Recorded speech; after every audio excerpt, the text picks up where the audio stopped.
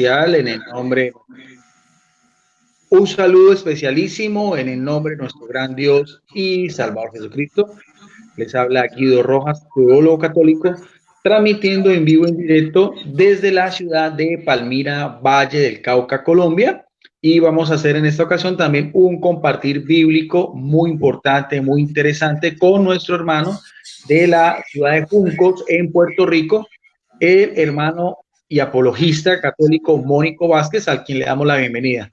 Adelante, Mónico, buenas noches. Buenas noches, hermano. Dios te bendiga. Que la paz del Señor esté con todos ustedes.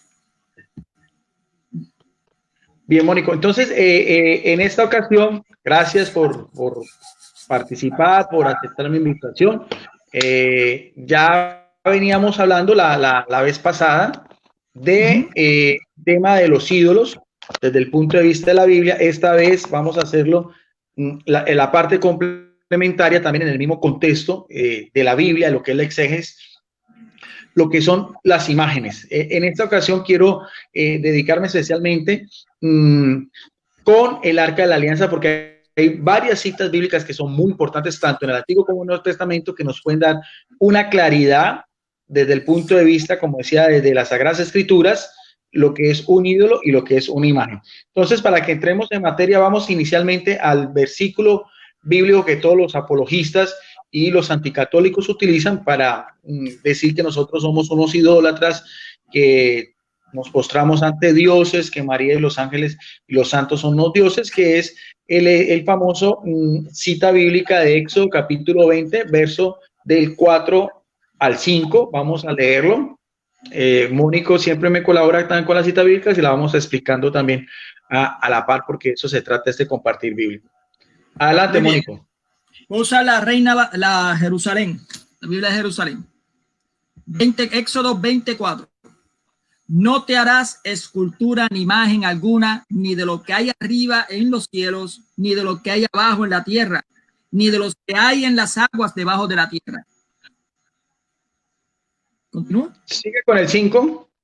No te postrarás ante ella, ni le darás culto, porque yo, Yahvé, tu Dios, soy un Dios celoso que castigo la iniquidad de los padres en los hijos hasta la tercera y cuarta generación de los que me odian. Bueno, mira, hasta ahí. Mira, Mónico, que si nosotros vemos esos dos versículos, hay tres ideas principales. Primero, hay una prohibición de Dios, no te harás imagen, y por así decirlo, mira, que abarca como todo lo que es en sí los elementos de la naturaleza. No te harás imagen ni lo que hay en el cielo, ni en la tierra, ni abajo la tierra, o sea, todo el contexto de lo que es el mundo, el cosmos, y en este caso el ion, o sea, la tierra en sí, todos los elementos que son afines y que son parte de la naturaleza misma, en el sentido pleno de la palabra. Y aparte de eso, dice postrarse, o sea, no solamente es hacer una imagen, sino postrarse en señal de reverencia, en señal de adoración. Eso también es claro, el contexto, postrarse. Y ante eso viene, de esa advertencia que hace Dios, vendría lo que posiblemente, si los judíos rechazaban eso, lo que es el de cuando Moisés está recibiendo las tablas de la ley, vendría un castigo de generación en generación. Esa es más o menos la idea principal que uno puede sacar de esos dos versículos, que son pues muy polémicos y que dan pie a que se hagan las diferentes interpretaciones. Pero como siempre he dicho yo, no nos podemos desviar de lo que es el mismo contexto histórico, cultural y religioso. Sabemos que el pueblo de Israel estaba saliendo de la esclavitud en Egipto, de una cultura, una nación pagana, politeísta. Eso lo alcanzamos a ver, lo vimos ampliamente en el video pasado. Ahí está en mi muro, también está en mi canal en YouTube, lo pueden mirar a ver. Vimos las diferentes deidades con sus respectivas formas como eran representados. Especialmente vimos de la cultura tanto en Egipto, en el momento de que Moisés, como también veíamos en el Nuevo Testamento, en la época del apóstol Lucas, el Imperio Romano. No sé si hasta ahí quieres aportar algún dato, Mónico. No, muy bien. Continuemos. Ya hicimos un resumen más o menos de lo que hicimos en el video pasado. Sí. Ahora, si uno sigue en el transcurso de lo que es ese libro tan interesante, el Éxodo, mira bien que nosotros en la clase, en el video pasado, saltamos al capítulo 32 del mismo libro del Éxodo, donde nos hablaba de lo que era el becerro de oro, y lo explicamos Correcto. bien en esa parte. Pero, curiosamente, después de esa prohibición que vemos en Éxodo 20, una prohibición tan tajante, vuélvela a repetir, por favor, Mónico, otra vez, el 4 y el 5. No te harás escultura ni imagen alguna, ni de lo que hay arriba en los cielos, ni de lo que hay abajo en la tierra, ni de lo que hay en las aguas debajo de la tierra.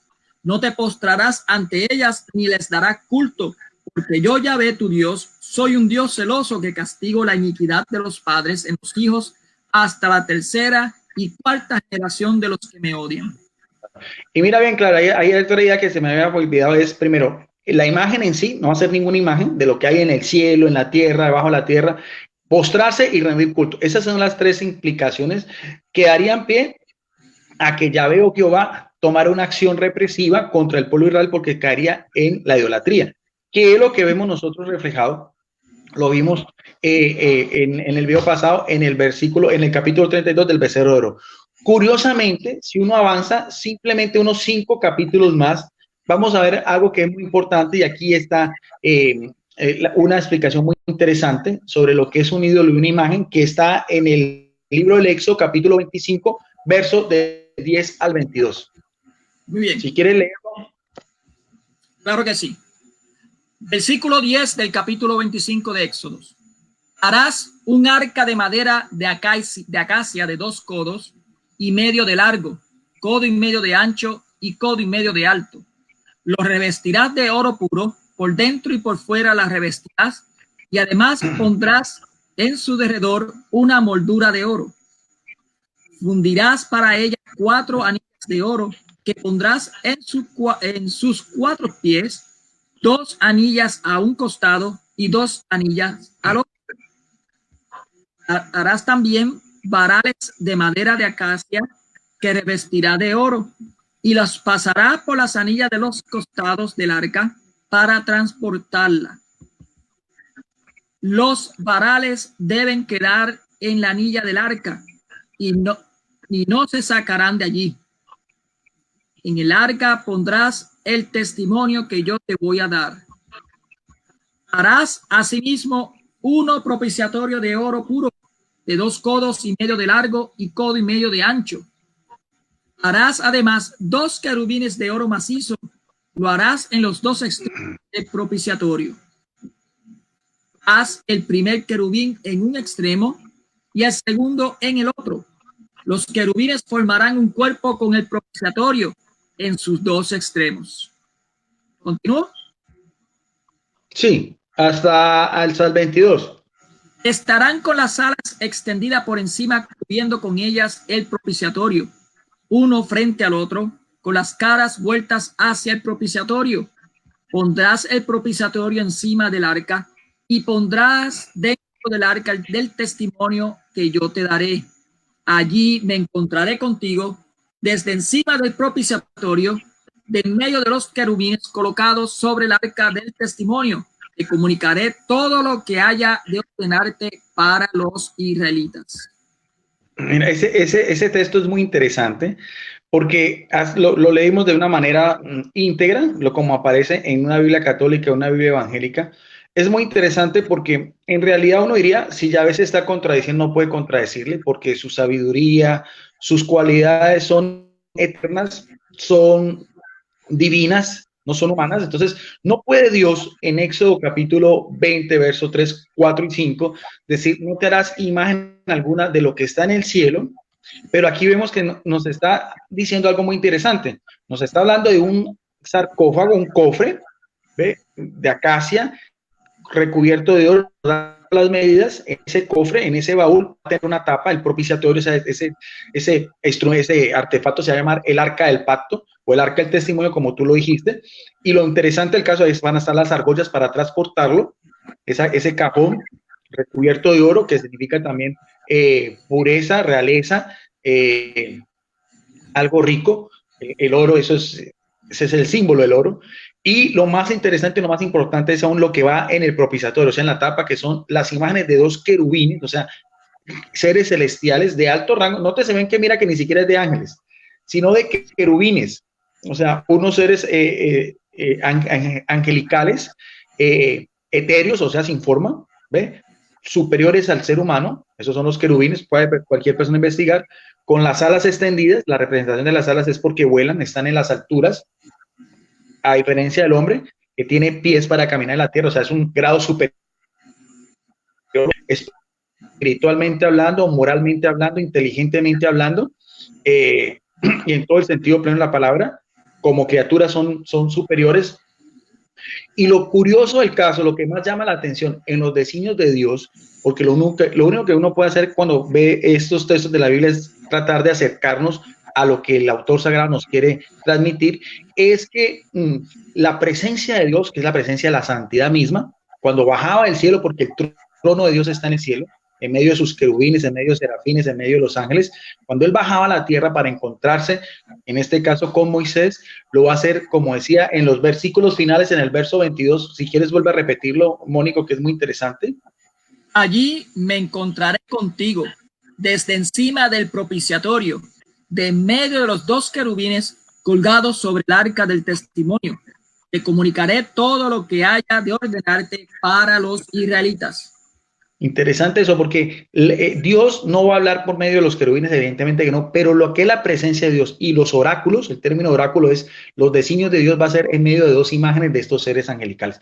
Entonces, si uno coge la Biblia de una manera literal, fundamentalista, aquí nos vamos a encontrar con un grave problema.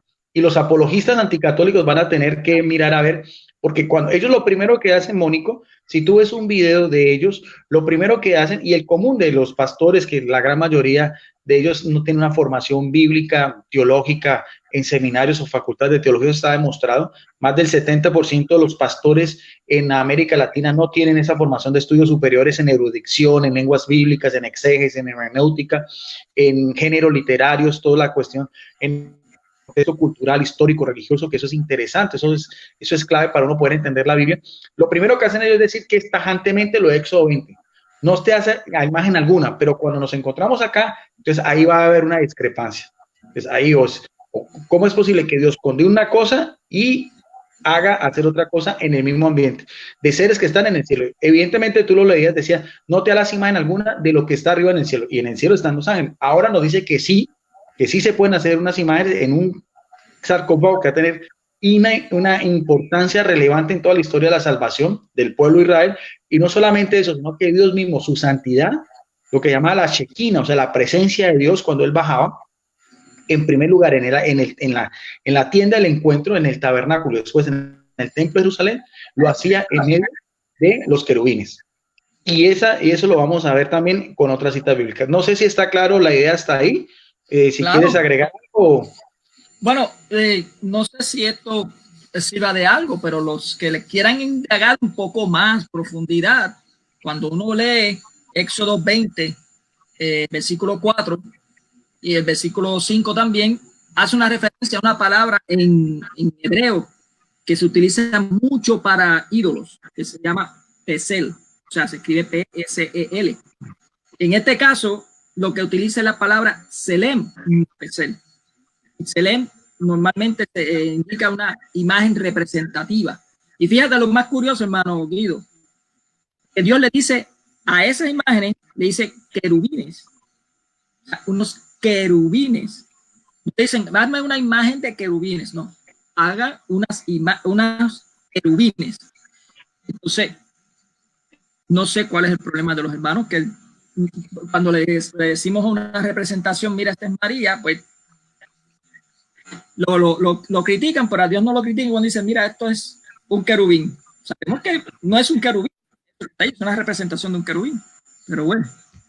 Claro, y evidentemente, claro, y es muy interesante porque a veces critican eso, ya que me dices, Karen, es que si la Virgen María tiene ciertos rasgos o algo así, evidentemente esas imágenes no son la representación, esas imágenes, como decía, son etéreos, no tienen una figura, adoptan en ciertos momentos de la Biblia los como son seres de luz, hermosos, preciosos, pero aquí lo que está tratando de hacer Dios es que para la vista humana, esas representaciones que no serían ídolos, sino como tú dices, tendría un objetivo especial, es el lugar del encuentro, el lugar en que Dios va a hablar en medio de esos dos querubines, ¿no?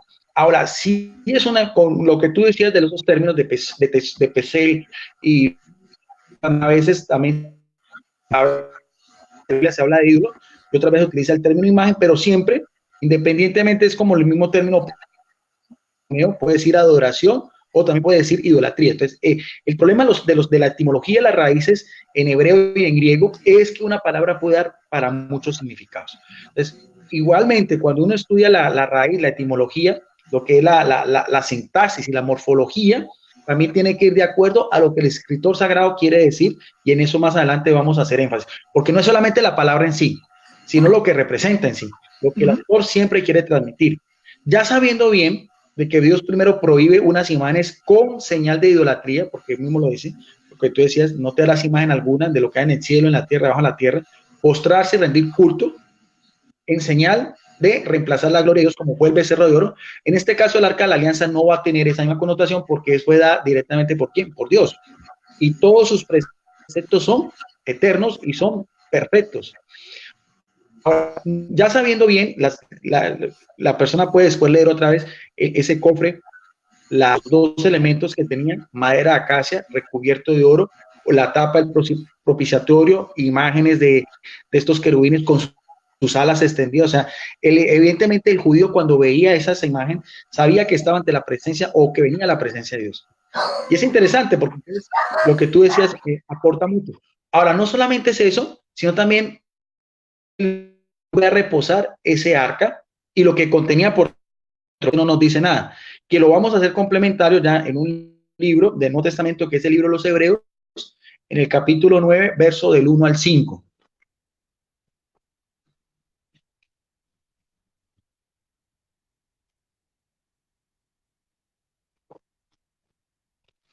Vamos al libro de los Hebreos en el Nuevo Testamento, que también habla sobre todo este contexto del Antiguo Testamento, en el capítulo 9, verso del 1 al 5. Muy bien, estoy. Dice la bendita palabra de Dios. También la primera alianza tenía sus ritos litúrgicos y su santuario terreno, porque se preparó la parte anterior de la tienda, donde se hallaba el candelabro y la mesa con los panes de la presencia, que se llama santo. Detrás del segundo velo se hallaba la parte de la tienda llamada Santo de los Santos, que contenía el altar de oro para el incienso, el arca de la alianza completamente cubierta de oro, y en ella la urna de oro con el maná, la vara de Aarón, que retoñó, y las tablas de la alianza. Encima del arca, los querubines de gloria que cubrían con su sombra el propiciatorio. Mas no es este el momento de hablar de todo ello en detalle. Interesante. Ese texto es muy importante, Mónico. Lo vamos a analizar versículo a versículo porque es en un culto sagrado. En ese caso, en ese entonces, con lo que era el pueblo de Israel en la antigua alianza, y vamos a ver características que el común de la gente, cuando lee ese texto, no le va a poder dar la importancia o la relevancia si no conoce también todo lo que es esos elementos culturales, históricos y religiosos del pueblo de Israel. Vuelva a leerlo otra vez, Mónico, vamos versículo a versículo y vamos a explicarlo de una manera más amplia. Ya que lo vimos primero de una manera global, como hicimos en el anterior, ya sabemos que hay un arca, sabemos de qué elementos son, sus medidas, el propiciatorio, cómo Dios desciende, y hablaba no con los querubines, evidentemente que no, porque son figuras inanimadas, no tienen vida, pero sí representaban algo muy especial que eran los oráculos o los designios de Dios. En este caso es importante porque ya vamos a mirar a ver lo que pasó en la historia de Israel, ya no cuando estaban con el arca, aunque vamos a hacer alguna referencia, porque primero está una tienda que se llama el tabernáculo, sino ya cuando estaba en el templo de Jerusalén, que fue construido por el rey David, se llama la casa más importante, por así decirlo, la palabra. Empecemos otra vez, Mónico, con esa Biblia que es una traducción católica, ya casi lo mismo si usted coge una Biblia evangélica. Dice, también la primera alianza tenía sus ritos litúrgicos y su santuario terreno.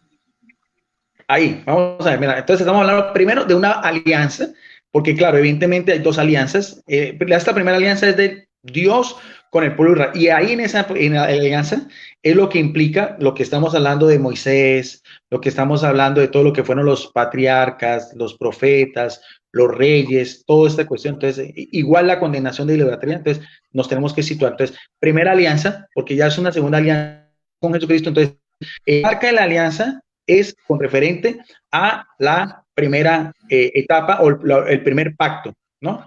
Y hay dos cosas muy importantes. La primera alianza, y también dice algo muy importante, o sea, todo lo que es el culto sagrado, es algo litúrgico, como también la Iglesia Católica tiene su liturgia, como el judaísmo tiene su liturgia, como cualquier otra religión también tiene su liturgia, y también nos va a hablar esa liturgia, que es del primer pacto, ¿era en dónde? En este santuario. ¿En dónde estaba? En Jerusalén, capital religiosa, política y social en tiempos del rey David, hacia el año 1000 antes de Cristo, y ahí viene todo ese trasfondo que estamos hablando. ¿Sigue, Mónico? Versículo 2. Porque se preparó la parte anterior de la tienda, donde se hallaba el candelabro y la mesa con los panes de la presencia, que se llama santo. Ahí está, esa era después, o sea, había una primera sala donde está ese candelabro de los 7 brazos, que será el título de la menora, y ahí también reflejamos lo que era encender ese candelabro, la luz, que es lo mismo que utilizamos los católicos, las mismas veladoras, cuando estamos incluso también en nuestro culto litúrgico, cuando está en el altar, hay 2 cirios también, refleja todo esos elementos. Como dice la palabra, los litúrgicos también nos encontramos en la Iglesia Católica, en nuestros templos, en nuestros santuarios, con otro significado muy especial, pero que tiene un paralelismo muy importante. Aquí nos habla de la menora, encendida también, que la luz es señal de la presencia de Dios. ¿Sigue? Versículo 3. Detrás del segundo velo se hallaba la parte de la tienda llamada Santo de los Santos. Aquí es lo más importante. Esa primera, el tabernáculo y así también el santuario, tenía la primera parte donde estaba la menora, ¿ve? Donde podían entrar los sacerdotes. Aquí es el lugar más importante, Santo de los Santos, o el Santo Santorum, o sea, el lugar más reverencial, el lugar de mayor dignidad, en lo que estamos hablando de esa liturgia que tiene que ver con el pueblo de Israel. Ahí en ese lugar santísimo va a hacer referencia al autor sagrado, el que escribe el libro de los Hebreos, 2 cosas importantes, que son ¿cuáles, Mónico? ¿Qué se encontraba en el lugar santísimo? Que contenía el altar de oro para el incienso, el arca de la alianza completamente cubierta de oro, y en ella la urna de oro con el maná, la vara de oro. Un momentico, ahí. Bueno, disculpa un momentico, ahí está. Había una urna con incienso. O sea, también el incienso que se quemaba significan las oraciones que son a Dios. O sea, vemos bien, Mónico, porque a veces los evangélicos critican por qué en la Iglesia Católica utilizamos incienso. Porque el incienso también en el Antiguo Testamento era señal también, y inclusive en el Nuevo Testamento lo veíamos hasta la época de las persecuciones del Imperio Romano, era también en señal de adoración, en el sentido pleno de la palabra, tanto para Yahvé como también para las falsas deidades. O sea, esos elementos de una menora, que es un candelabro, lo que es la luz, y también un incensario, también el quemar incienso, son parte de lo que estamos hablando aquí, de la liturgia del pueblo de Israel, que es lo mismo que adopta el cristianismo católico, porque es una nueva alianza, pero retomamos muchas partes del Antiguo Testamento. Quemar incienso no es algo que está de pleno condenado, sino vemos también que se puede utilizar en una liturgia que sí tiene la aprobación de Dios. No sé si está claro hasta el momento. Esas ideas que estamos viendo. Sí. Ahora más interesante aún es que que inicialmente en ese cofre, el arca de la alianza, ya después con el transcurso del tiempo, habían 3 objetos importantes que eran, por así decirlo, reliquias, porque eso es el término reliquia, algo que era importante, de relevancia, que tenía que ver con toda la historia de lo que fue el pueblo judío en la primera alianza, y que se conservan ahí, y que aún el autor sagrado, después de muchos siglos, el que escribió la carta a los hebreos, que es autor desconocido, puede ser Pablo, algunos dicen que Apolo o Bernabé, pero decía que en todo ese contexto habían 3 objetos muy importantes dentro del arca, que son ¿cuáles, Mónico? la urna de oro con el maná, la vara de Aarón que retoñó y las tablas de la alianza. Mira bien, tres cosas. Una jarra de oro, otra vez, en señal de divinidad, en señal de realeza, en señal de importancia. No de barro, no de cobre, no de madera, sino de oro puro, con parte del maná, porque el maná era el alimento que los judíos comieron durante 40 años antes de entrar a la tierra prometida. O sea, esa jarra con maná simbolizaba cómo Dios siempre cumple sus alianzas, sus promesas, siempre Dios cuidaba al pueblo de Israel durante la travesía, que fueron 40 años en el desierto del Sinaí. Y otra cosa, un objeto importantísimo, la vara de Aarón que había retoñado. Mire bien, un objeto también inanimado, un pedazo de madera, un callado, un bastón que había retoñado también de forma milagrosa por el poder de quién, por el poder de Dios. Y también otra cosa que simbolizaba la ley, las tablas, las dos tablas de piedra, ahí están. O sea, eran objetos sagrados para los judíos, objetos reliquias, objetos que tenían que ver con su liturgia, con su alianza y sobre todo que estaban dentro, no de cualquier objeto, sino del arca del pacto. ¿Y qué había en su tapa? Dos imágenes, no de seres cualquiera, sino de querubines que están ante la presencia de Dios, seres alados, también recubiertos de oro, y también veíamos cómo Dios daba sus oráculos ahí, porque ese tema, ese de que veíamos en Éxodo capítulo 25, los versos finales, lo vamos a tener en cuenta más adelante. Bien, ya mirando a ver qué es el Arca de la Alianza, cómo estaba construida, sus elementos, dónde estaba en el santuario, después en el templo, qué contenía por dentro, esas tres reliquias. Vamos a ver otros pasajes también que nos hablan rápidamente de algo interesante con el Arca de la Alianza. Primero, un hecho milagroso que sucede con Josué. Sabemos que Josué es el caudillo que reemplaza a quién, a Moisés, cuando ya van a entrar a la tierra prometida del Canaán, en Josué capítulo 3, verso del 14 al 17.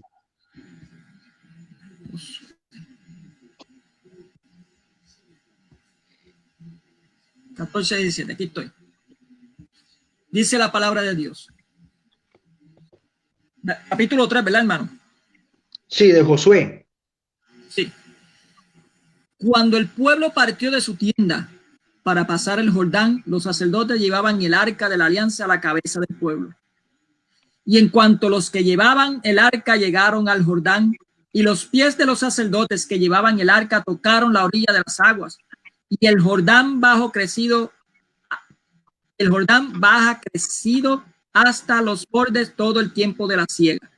Las aguas que bajaban de arriba se detuvieron y formaron un solo bloque a gran distancia en Adán, la ciudad que está al lado de Sartán, mientras que las que bajaban hacia el mar de la Arabá o mar de la Sal se separaron por completo y el pueblo pasó frente a Jericó.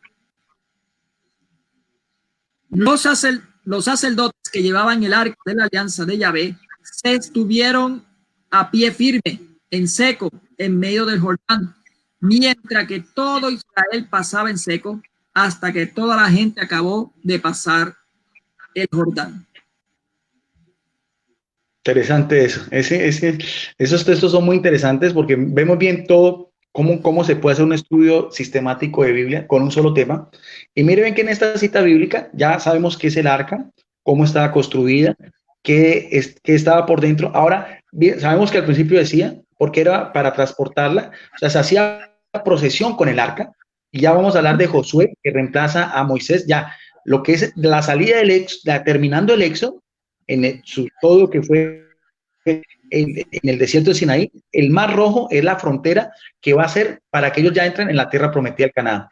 Entonces, aunque Josué era el caudillo, él no cargaba el arca de la alianza. ¿Quiénes lo cargaban? Personas que tenían esa dignidad sacerdotal de la casta de Aarón. O sea, no eran cualquiera, no era cualquier persona, no eran ni guerreros, ni soldados, ni sirvientes, ni esclavos, ni caudillos, ni ancianos, sino eran quienes, sacerdotes los únicos que podían cargar el arca de la alianza. Ahora, ¿qué se hace con el arca de la alianza? Porque representa, ya sabemos, la dignidad, la presencia de Dios. Era un objeto también muy valioso. Aquí mismo lo dice, con solamente tocar los sacerdotes los pies en el río Jordán, llevando el arca de la alianza, ¿qué pasa? El nivel del agua desciende y hace que todo el pueblo judío que está saliendo esa esclavitud para la tierra prometida, todos pasen, al mando de Josué, todos, los ancianos, los hombres, las mujeres, los niños, y mientras que el arca estaba ahí. Ya después los sacerdotes pasan y otra vez el caudal del río vuelve a su curso normal. Lo mismo que había hecho más o menos también Dios, porque todo ese poder viene de Dios, no es el arca en sí, sino Dios a través cataliza ese poder, como hacía por el bastón de Moisés cuando abrió el mar rojo en dos. O sea, sí se pueden hacer imágenes, o sea, sí vemos en la Biblia que hay imágenes, como es el callado de Moisés, como es el bastón de Aarón, y en este caso el mismo arca de la alianza por el cual Dios hace milagros. ¿Y qué era lo más importante? Lo que representaba en sí el arca de la alianza. ¿Y quiénes lo cargaban? Que sabemos que son sacerdotes. Hay otro pasaje también, porque son solamente pinceladas, porque todo el arca de la alianza nos podemos aquí quedar unas 2, 3 horas hablando mucho más, un contexto más amplio, pero en sí esos videos no están hechos, sino simplemente hacen a manera de que las personas católicas y evangélicas sepan el tema, consulten con la Biblia y puedan hacer una investigación más profunda, porque ante todo es eso, no siga lo que Mónico Vázquez diga, sino simplemente lo que diga la palabra de Dios. Por eso estamos utilizando solamente las citas bíblicas, dando unas pequeñas explicaciones sin no sé, Mónico, si quieres agregar algo más con lo que hemos visto hasta el momento. No, está muy claro que los israelitas tenían a esa urna, esa caja la tenían muy la consideraban como un sacramento, vamos a ponerlo así, sagrado, completamente sagrado. Y tanto era así que Dios se manifestaba, o sea, todo lo que debía de hacer a través de esa misma arca, de esa caja, como quien dice, de madera y envuelta de oro con los querubines y todo. Y le hacían, y aunque no lo quieran aceptar muchos, pero eso que estaban haciendo, aunque estaban cargando la urna, era una procesión también, porque iban en procesión, caminando, saliendo de Egipto a través del mar hasta llegar a la tierra prometida. No solamente eso, es sagrada porque la manda a construir Dios, y todo lo que viene de Dios es sagrado. En él no hay nada inmundo, no hay nada corrompido, nada cosas. Y también es sagrada porque en el lugar en que después puede depositar el lugar santísimo, el santo santorum, ¿ves? Entonces sí podemos hablar de que era una imagen y que es sagrada en el sentido pleno de la palabra, porque es hecha por Dios, porque contiene elementos fundamentales de lo que Dios hizo por el pueblo de Israel y también el lugar en que se encontraba. Hay otra cita bíblica, porque ahí cualquier persona puede mirar después lo que fue la toma de Jericó durante 7 días con el arca de la alianza, con medio de una procesión, lo que tú decías, al sonar de las trompetas. Eso también la gente la puede investigar más adelante. Pero hay una cita bíblica que me fascina mucho. Aquí vamos a mirar, a ver, en esta cita que vamos a mirar, la gran diferencia entre lo que es un objeto sagrado con imágenes representativas de 2 querubines, con lo que es uno a la par, para que no quede la diferencia entre lo uno y lo otro, la diferencia entre lo que era el arca de la alianza y lo que fue, por así decirlo, el becerro de oro. Pero esta vez con un ídolo que viene después, con los grandes enemigos de los judíos, que eran los filisteos, y que aparece en la primer libro de Samuel, capítulo 5, verso del 1 al 5. Vamos a adelantarnos un poquitico más, porque este es simplemente un resumen de todo lo que es la historia del pueblo judío. Vamos ya al libro Primera de Samuel, capítulo 5, verso del 1 al 5. Los filisteos, por su parte, tomaron el arca de Dios y la llevaron de Eben Hazer a Astot. Tomaron los filisteos el arca de Dios, la introdujeron en el templo de Dagón y la colocaron al lado de Dagón. A la mañana siguiente vinieron los astodeos al templo de Dagón y he aquí que Dagón estaba caído de bruces en tierra delante del arca de Yahvé. Levantaron a Dagón y le volvieron a su sitio. Pero la mañana siguiente, temprano, Dagón estaba caído de bruces en tierra delante del arca de Yahvé, y la cabeza de Dagón y sus 2 manos estaban rotas en el umbral. Solo quedaba el tronco de Dagón. Por eso los sacerdotes de Dagón y todos los que entran en el templo de Dagón no pisan el umbral de Dagón en Astot hasta el día de hoy. Importantísimo eso. ¿Qué es lo que pasa? Los enemigos de los judíos, en este caso los filisteos, acordemos también del encuentro de David con el gigante Goliat y todo eso, es el mismo panorama, las mismas guerras en lo que era pues la conquista del Canaán. Estos filisteos cogen el arca de la alianza en un momento de la batalla, y se la llevan a esa ciudad y la van a poner ¿en dónde? Porque saben que es un objeto sagrado, al igual que donde tenían sus dioses, en un santuario. Mira bien, ahí está o sea, tanto el arca de la alianza está en el tabernáculo y después en el templo de Jerusalén. Y en este caso, los filisteos, en su mentalidad que era cultura politeísta, se llevan ese objeto sagrado, pero a su propio templo, donde también había otra imagen representativa, que es Dagón. Cualquier persona puede investigar Dagón, era un dios de los filisteos, cuerpo mitad hombre, mitad pez. Y lo ponen en el lugar más sagrado donde estaba Dagón, lo mismo donde estaba el arca de la alianza. Claro, mira bien que no se hablan de más ídolos, solamente se habla de Dagón, o sea que era el ídolo principal, porque eso también es importante. En cada de estas civilizaciones habían dioses principales y también habían dioses secundarios, dioses regionales y dioses nacionales. Uno de ellos también, que lo dejo para que los hermanos católicos y evangélicos estudien también, fue también el episodio con Baal, el dios Baal, y el encuentro con Elías en el Monte Carmelo. Ese también puede quedar de tarea para que la persona indague, estudie en la palabra de Dios. Pero aquí es interesante porque ponen el arca de la alianza en el lugar donde estaba Dagón y a la mañana siguiente, ¿qué pasa? Dagón está en tierra. ¿Qué entender eso? Que el arca de la alianza que tenía sus querubines tiene más poder que Dagón. Una imagen sagrada tiene más poder que un ídolo. ¿Y qué pasa el segundo día? Ya lo encuentran completamente despedazado. ¿Quiénes lo encuentran? Los sacerdotes falsos. Miren, habían sacerdotes judíos, había un templo y un tabernáculo para los judíos, había un objeto sagrado que era el arca de la alianza, y también los filisteos también tenían sus propios templos, tenían sus propios sacerdotes y tenían sus propios dioses representativos, en este caso con Dagón. ¿Y quién tuvo más poder? ¿El arca de la alianza, un objeto inanimado, o Dagón? El arca de la alianza. En 2 noches destruye completamente ese ídolo que significaba su poder. O sea, es interesantísimo ese texto bíblico, es una pequeña exégesis bíblica, cualquier persona después puede leer otra vez el texto, puede mirar todo el contexto y después cómo los filisteos lo regresan otra vez el arca de la alianza, porque sabían que tenía unos poderes especialísimos, al fin y al cabo la presencia de Dios en un objeto inanimado, porque es que igual ahí se aplica también lo del Salmo 115, el arca de la alianza no tenía ni ojos, ni oídos, ni pies, ni manos, porque era transportado. ¿Por quiénes? Por los sacerdotes. Y los querubines no hablaban, pero Dios sí hablaba cuando bajaba por su presencia. Seguían siendo imágenes, pero representaban algo que el poder, la grandeza de Dios. Sí, ese texto también es muy importante. Ahora, otro texto también que vamos también a desquebrajar, lo que dicen los hermanos separados, es que ustedes los católicos se postran ante las imágenes y ellos piensan que siempre el sentirse, el postrarse ante imágenes es señal de adoración. Siempre tiene que ser así y no es así. Lo vamos a hacer también otra vez del Antiguo Testamento en Josué capítulo 7, vamos a hacerlo del 6 al 10. Para que Mónico también por favor, no lo busque. Y yo después voy a hacer un complemento también, etimológicamente hablando, de esta Biblia, que es una Biblia evangélica, que es la Biblia de palabra clave con exégesis hermenéutica y también diccionario en hebreo y griego. Vamos al libro de Josué, capítulo 7, verso del 6 al 10. Dice la santa palabra de Dios. Josué desgarró su vestido, se postró rostro en tierra delante del arca de Yahvé hasta la tarde, junto con los ancianos de Israel, y todos esparcieron polvo sobre su cabeza.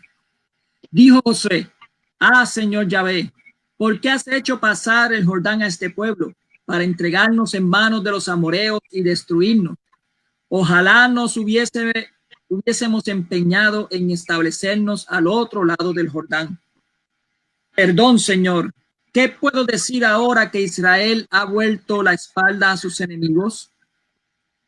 Versículo 9. Se enterarán los cananeos y todos los habitantes del país, se aliarán contra nosotros y borrarán nuestro nombre de la tierra. ¿Qué harás tú entonces por tu gran nombre? Yahvé respondió a Josué: Arriba, vamos. ¿Por qué te estás así, rostro en tierra? ¿Continúo? Sí, lee el otro versículo. Israel ha pecado también, ha violado la alianza que yo le había impuesto, y hasta se ha quedado con algo del anatema, y lo han robado y lo han escondido. y lo han puesto entre sus utensilios. Bueno, ahí está, más o menos. Bueno, esta es otra vez, es cualquier persona que pueda después, como decíamos, mirar todo el texto. Acuérdense que cuando uno va a estudiar un texto, hay que cogerlo todo su contexto, mirando los versículos anteriores, los versículos posteriores, qué tipo de libro es, en qué momento histórico, quién es el personaje, cuál es la situación que se está viendo. Aquí estamos hablando otra vez de Josué, ¿ve? Aquí estamos hablando otra vez de Josué, que es el caudillo que lideraba al pueblo por el mismo mandato de Dios. Fue el mismo Yahvé el que escogió que Josué reemplazara a Moisés. Eso usted lo puede mirar también al comienzo del libro de Josué.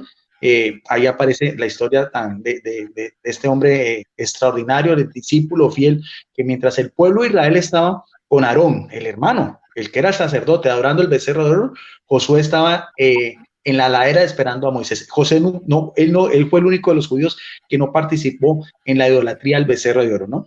Eso también es importante para analizarlo. Entonces, vamos a hacer un exégesis porque ese texto es muy importante, es muy interesante. Vamos a volverlo a leer versículo a versículo para darle una idea muy importante desde la exégesis bíblica. Invito también a los hermanos apologistas evangélicos también, si lo que vamos a mirar a ver nos vamos a desviar o realmente es lo que el autor quiere transmitir. Vuelve otra vez a empezar, Mónico, por favor. Versículo 6. Josué desgarró sus vestidos, se postró rostro en tierra delante del arca de Yahvé hasta la tarde, junto con los ancianos de Israel, y todos esparcieron polvo sobre sus cabezas. Ahí está. Vamos a mirar a ver qué es importante. Primero está Josué. ¿Con quién? Con los ancianos que representan que la autoridad de los judíos. O sea, estamos hablando de un líder y de personas que representan autoridad en el pueblo de Israel. Están postrados, señal de postración, ¿ve? Dice desde ¿qué día? Desde el mediodía hasta el atardecer, dice. Sí, hasta la tarde. O sea, hay un lapso de tiempo largo en que están postrados en tierra, y de acuerdo a la misma cultura judía era rostro en tierra, postrados en sentido pleno de humillación hasta tocar la frente, el piso. Ahora, hay otra señal muy importante que es rasgarse de las vestiduras. Eso es señal de duelo, de dolor, de penitencia, de ayuno, de exclamar ante Dios, y echarse polvo o ceniza es también señal de arrepentimiento y señal de penitencia. Estos elementos, el polvo, rasgarse las vestiduras, postrarse en tierras, cualquier persona que conozca algo de la historia del pueblo de Israel se puede dar cuenta. El término que se utiliza de postrarse en el hebreo antiguo es nafal, que es una raíz primaria que significa caer, postrarse.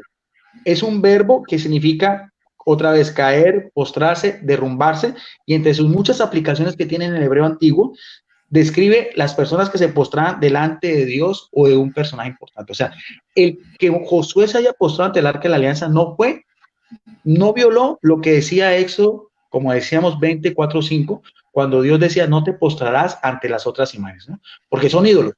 Cuando los judíos se postraron ante el becerro de oro, era idolatría y Dios lo condenó. En este caso no, porque Josué y los principales ancianos se están postrando ante ¿qué? Ante el arca de la alianza que representa la gloria de Dios.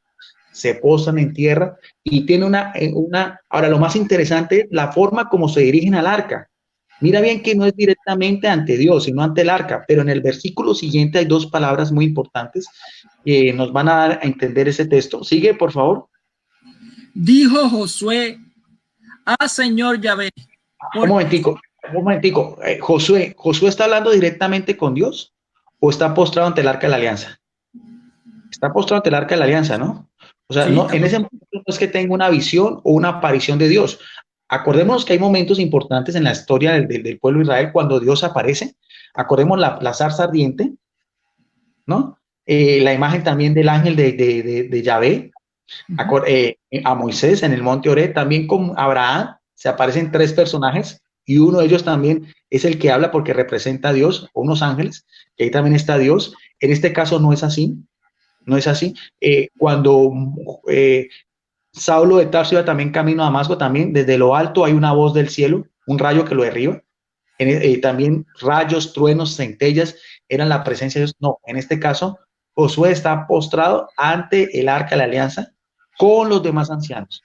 Y mira bien cómo se dirige ante el arca de la alianza, que sería algo que para los fundamentalistas de estos apologistas anticatólicos, aquí se les desquebraja todo, porque se están postrando en señal de reverencia, como decíamos, el término es nafal, y no solamente eso, no, mira la forma como se dirige ante el arca de la alianza, donde están los dos querubines, porque no es así, él sabía muy bien, Josué, que no es ante el arca en sí, ante el objeto, sino lo que representa, que era la gloria de Dios, y mira cómo se dirige, ¿qué le dice? ¿Dice qué? Señor Señor, Yahvé. Señor Yahvé, utiliza dos términos que son prerrogativos de lo alto, de el eterno, del Olam, que son Señor Adonai en hebreo también, y Yahvé o Jehová, que era el nombre como Dios se identificó a Moisés. O sea, mira bien que Josué sabía muy bien que el arca de la alianza era porque iba a hablar directamente ante Dios. Y no solamente, sino que tiene dos nombres ahí, que son Señor Adonai y Yahvé.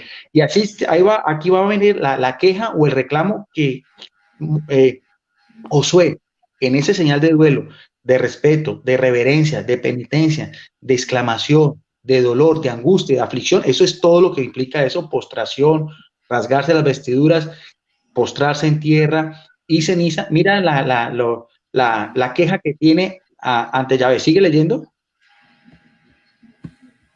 Versículo 8. No, el mismo 7. ¿Por qué has hecho pasar el Jordán a este pueblo para entregarnos en manos de los amoreos y destruirnos? Ojalá no hubiésemos empeñado en establecernos al otro lado del Jordán. ¿Continúo? Sigue. Versículo 8. Perdón, Señor. ¿Qué puedo decir ahora que Israel ha vuelto la espalda a sus enemigos? Se enterarán los cananeos y todos los habitantes del país se aliarán con nosotros y borrarán nuestro nombre de la tierra. ¿Qué harás tú entonces por tu nombre? Yahvé respondió a Josué. Hay un momentito, ahí está lo más importante. Esos dos versículos dicen primero lo que es el escenario. Josué, los ancianos están postrados en tierra, inclinados totalmente, con la frente en el piso, rasgan las vestiduras, tienen polvo, señal de penitencia, de dolor, de exclamación. Y mira que empieza Josué, se dirige ante el arca y lo primero que dice es dos apelativos, Señor y Yahvé. Y empieza el reclamo. ¿Por qué nos sacaste? ¿Qué es lo que ha pasado? Tus alianzas, lo que prometiste con tu pueblo. Alguien diría, ¿es que está loco? Josué hablándole ante un objeto inanimado que era un arca de la alianza. Ahí sí que se cumpliría lo del Salmo 115, ¿no? Ni oyen, ni tienen ojos, ni oídos, ni ven, ni nada. Él sabía que esa arca ya había venido la presencia de Dios.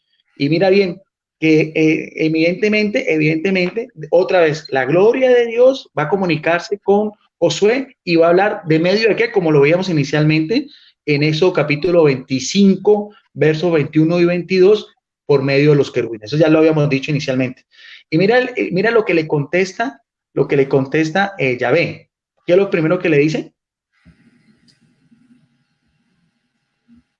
Arriba, vamos. Sigue. ¿Por qué te estás así rostro en tierra? Mira, ¿sí ves? ¿Sí ves que ahí no, anteriormente no había aparecido que estaba rostro en tierra, ¿no?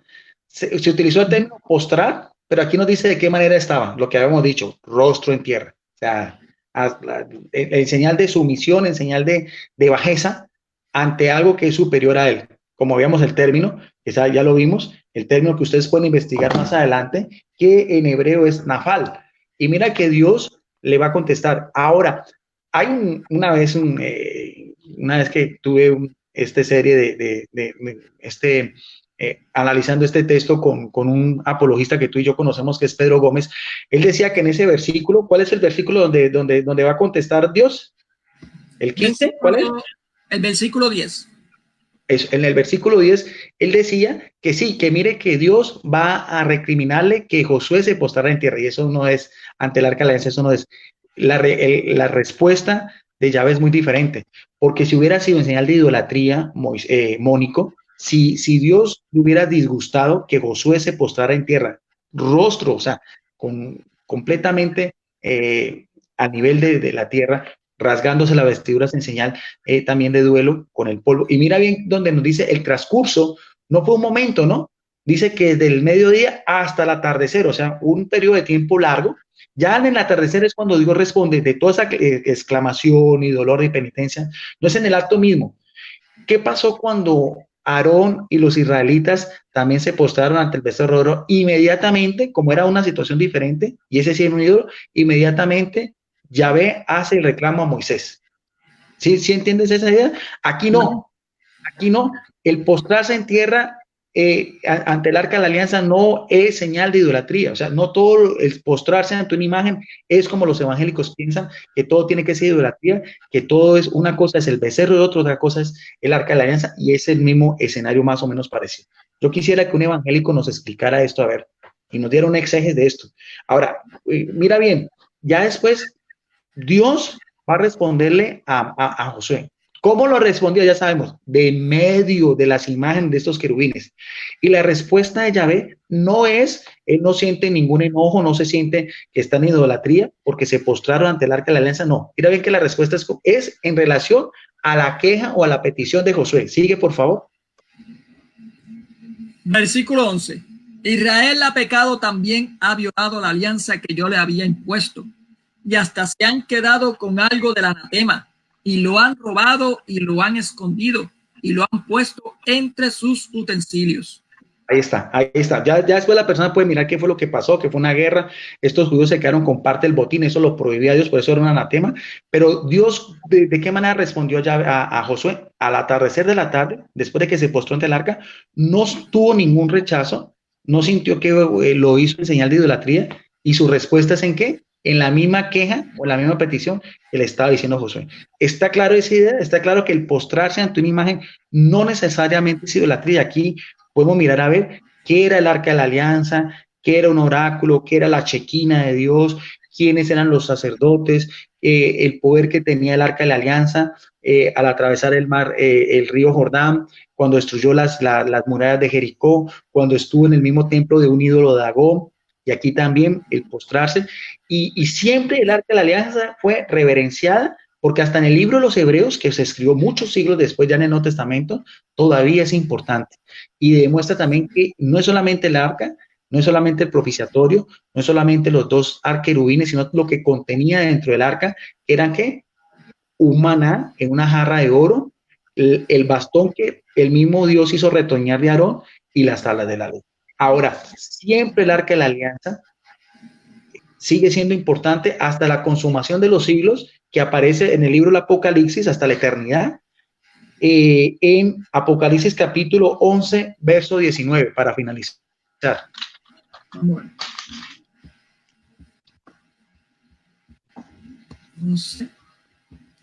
Dice la palabra de Dios en Apocalipsis 11, 19. Y ahora, aquí vamos a mirar, a ver, discúlpame primero, Mónico, para que sepamos, ¿qué es el libro del Apocalipsis? El término Apocalipsis, Apocaliptus, en griego es revelación, o sea, es un libro de revelación. Es un libro de acontecimientos también que tienen que ver con la eternidad y con el cielo, con Dios y con su justicia, todo iluminado. Fue escrito en la isla de Patmos por Juan, el discípulo amado, hacia finales del siglo I. Él tiene una serie de visiones y revelaciones que las va a consignar. Y una de esas revelaciones y visiones es la que a continuación Mónico nos va a describir, porque es importante eso. Y tiene mucho que ver con el arca de la alianza.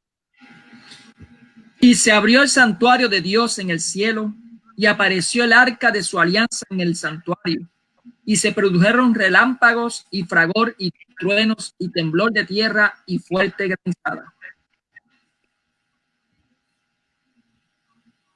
¿Sigue? ¿Qué apareció ahí? ¿Otra vez?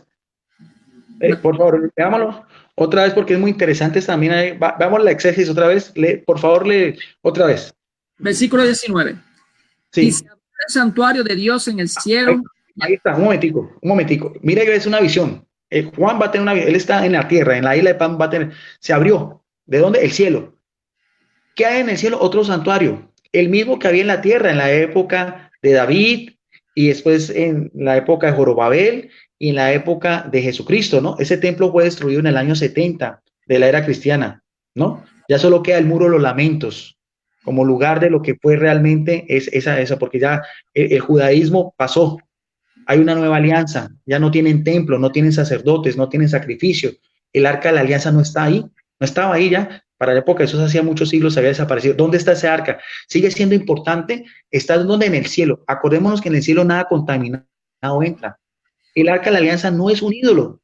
El arca de la alianza es una imagen sagrada porque ya no está ni siquiera en el santo santorum, sino está aquí en el lugar más santo, más sagrado que puede ser el cielo. Y mira bien cómo describe el cielo como un santuario, donde ¿quién es el sumo y eterno sacerdote? Jesucristo, con todos los elegidos, con todos los santos, con toda la corte angelical, con la misma presencia de Dios, que es el Kadosh, o sea, la santidad plena, pura, perfecta. ¿Ves? Y ahí todavía está el arca de la alianza, con sus dos querubines en la tapa, recubiertas de oro, y lo que tenía dentro, la jarra de Aarón, el bastón, la jarra de maná, el bastón de Aarón, y también las tablas de la ley. Sigue diciendo, ahí está, se abre el cielo, hay un santuario, ¿y qué es lo que encontramos ahí? Ese santuario también se presenta en Hebreos 9, que lo presenta en el segundo santuario. La Jerusalén celestial. Sí.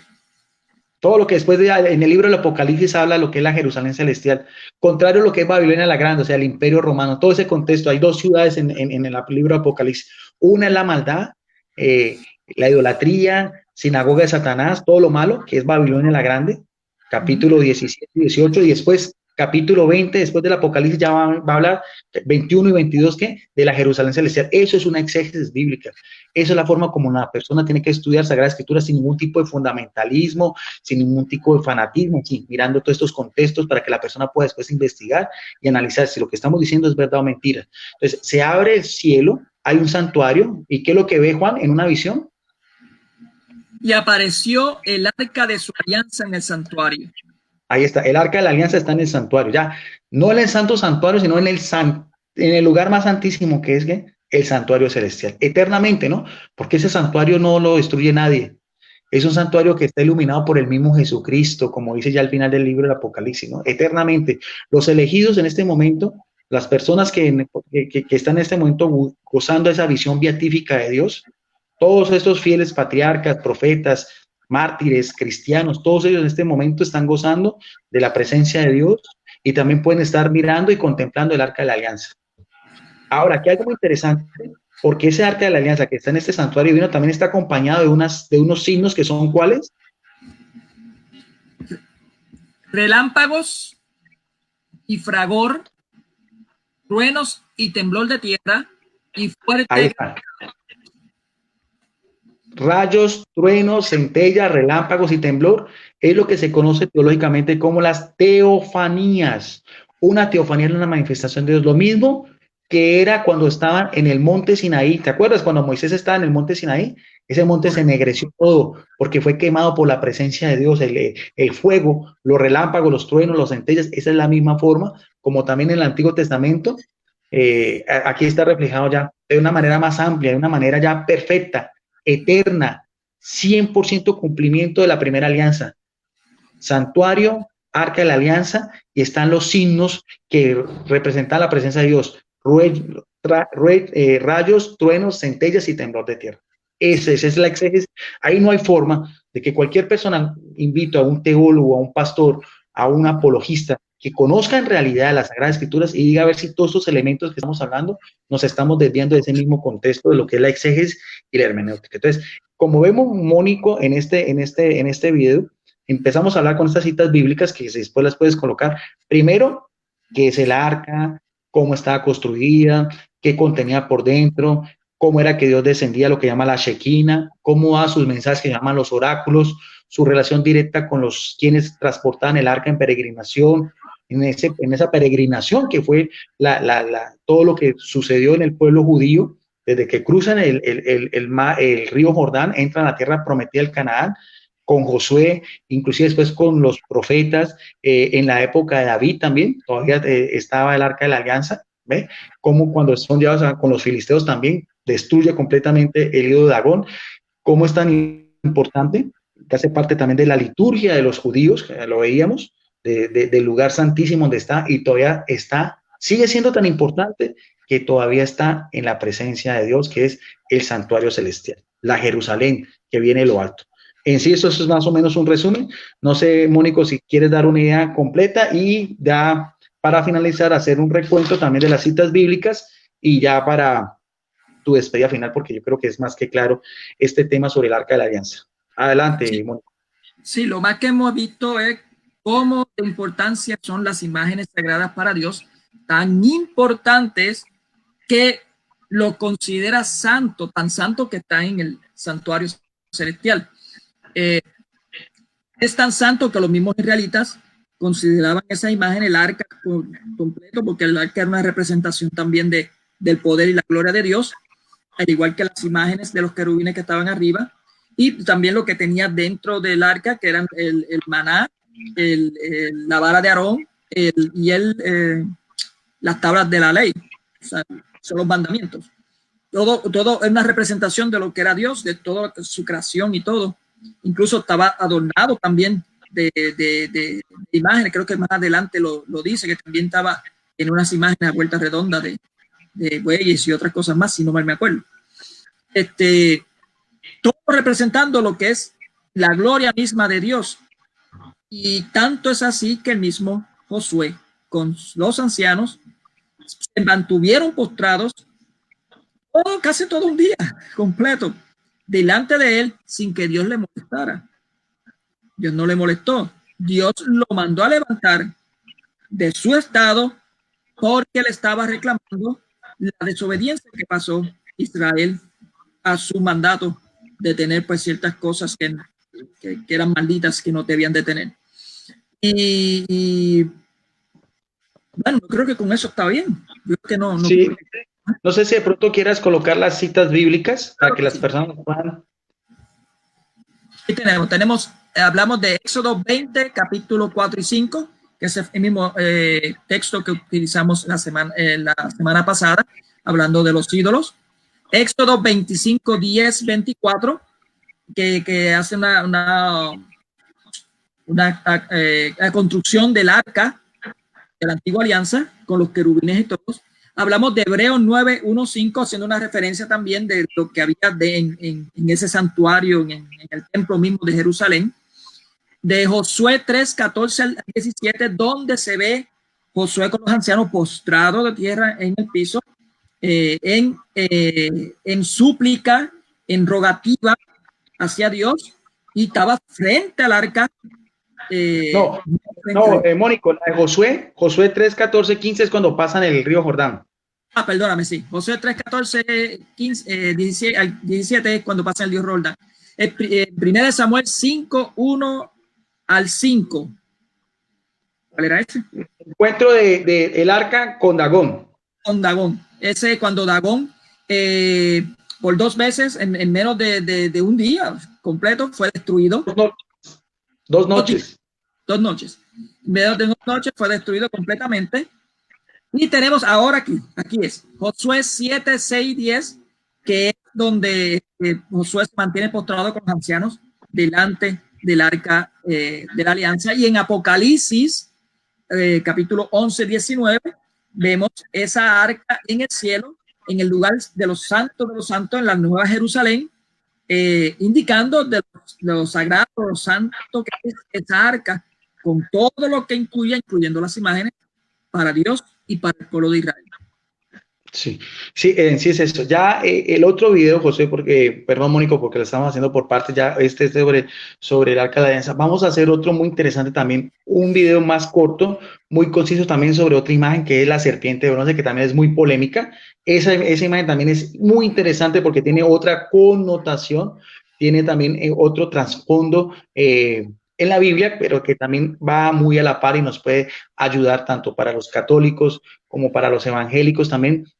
Evidentemente, Mónico y yo lo estamos haciendo desde la parte católica, como siempre, es muy respetable lo que los apologistas evangélicos quieran decir, pero también cada quien pidiendo la iluminación del Espíritu Santo puede mirar a ver realmente quién da más bases y quién tiene más fundamento y quién se atañe más a lo que es la exégesis de lo que hemos tratado de hacer con términos que tienen que ver mucho con todo lo que estamos hablando aquí, de lo que fue en este momento el Arca de la Alianza, que sí fue una imagen sagrada, lo vimos desde el mismo Pentateuco hasta finalizar el libro Apocalipsis, que es donde se termina la revelación sagrada en el Nuevo Testamento. No siendo más por el momento, le agradezco como siempre la gentileza, la amabilidad de nuestro amigo, hermano, apologista Mónico Vázquez, a todas las personas que en este momento están conectadas. No olviden que este video queda en mi muro, está en el muro de Mónico. Después lo paso a mi canal en Facebook de debates bíblico y teológico licenciado Guido Rojas, y en mi canal en YouTube, videos apologética católica. No sé, Mónico, porque no quiero que se nos... ¿Te acuerdas que la otra vez, si hay gente conectada, si quieres dar algunos saludos finales o hay algunas anotaciones de las personas que en este momento están conectadas? Claro que sí. Tenemos conectado viendo la programación, a Inel Elenita, está conectada, Rosa Ramírez, Yadira Gómez también está conectada. Está conectado también Francisco Vázquez, está viendo también. Ciro Ignacio también está viendo el canal. Sasi Amrka también estuvo aquí viendo, está viendo también, y el hermano Elmer Arana también está viendo también el video, y el hermanito Gabriel Álvarez también. Y si se me escapa alguno, pues me disculpan. ¿Hay algún mensaje relevante que quieras hablar o solamente son saludos? ¿Hay algo que realmente valga la pena para decirlo?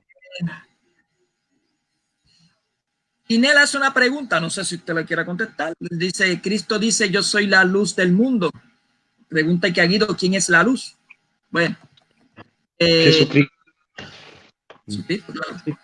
El arca de la alianza no tiene nada que ver. De hecho, es un prototipo de Jesucristo. Todo el Antiguo Testamento son prototipos de Jesucristo. Abraham es un prototipo de Jesucristo. El sacrificio de su hijo Isaac, el mismo Abel, cuando es matado por Caín, Abel es una figura de Jesucristo. ¿Ve? El arca de la alianza es una figura también de lo que es también Jesucristo, por lo que contiene. Jesucristo es todo eso. Jesucristo es el maná. Él mismo se compara con el maná. Jesucristo es superior a Moisés. Jesucristo es superior a la vara de Aarón. Él es el verbo divino. Tenía poderes taumaturgos para hacer milagros. Jesucristo es superior a David, superior al templo de Jerusalén. Mismo decía, destruyen este templo y en 3 días lo reedificaré. O sea, simplemente el arca de la alianza tiene algo importante, es relevante. Mire, tan es así que Juan lo ve. No estamos hablando, o sea, tan importante es tanto para los judíos como para los cristianos, porque el libro de Apocalipsis ya es nueva alianza, ya es el nuevo pueblo de Dios, no solamente judíos, sino también samaritanos y paganos en el mismo contexto, que hasta en el mismo cielo todavía está la presencia. Y va a estar eternamente, ¿no? Porque la Jerusalén celestial es para toda la eternidad, ¿no? Por los siglos de los siglos. Y hasta siempre. ¿Algo más? ¿Algún otro comentario o algo así? Alguien preguntó por ahí que había, perdón, permíteme, es que se me cruzó algo aquí. Okay, ya. Me preguntaron o sea, dijeron un comentario que lo importante es lo que había dentro del arca, a diferencia de lo que nosotros tenemos, que las imágenes no tienen nada adentro, sino que lo importante es lo que había dentro del arca. Bueno. Sí. Se me estaba olvidando. Esta es una representación artística del Arca de la Alianza, ¿no? Cualquier persona la puede buscar en internet. Aquí está el Arca de la Alianza, aquí está el propiciatorio, los querubines con sus alas extendidas, los travesaños, las varas con que eran llevadas por los sacerdotes. Pues es una representación artística que nos puede dar también una idea clara de cómo más o menos sería el Arca de la Alianza en tiempos de los judíos, ¿no? Pero lo más importante es esto, las imágenes de los querubines con sus alas extendidas y cómo Dios, Yahvé, bajaba la Shekinah de Dios y los oráculos. O sea, lo que él transmitía era en lo que llama el propiciatorio. Y Josué se postró ante el arca de la alianza porque sabía que estaba ante el mismo Dios cuando baja, ¿no? Por eso le llamó Yahvé y Adonai. Bien. Gracias, Mónico. Yo creo que fue más que suficiente. Bendiciones para todas las personas que están conectadas, las que van a ver este video. Quedamos como siempre en la paz, en el amor de nuestro gran Dios y Salvador Jesucristo, y será hasta una próxima oportunidad. Gracias a usted, hermano, por compartir su conocimiento. Muchas bendiciones a todos.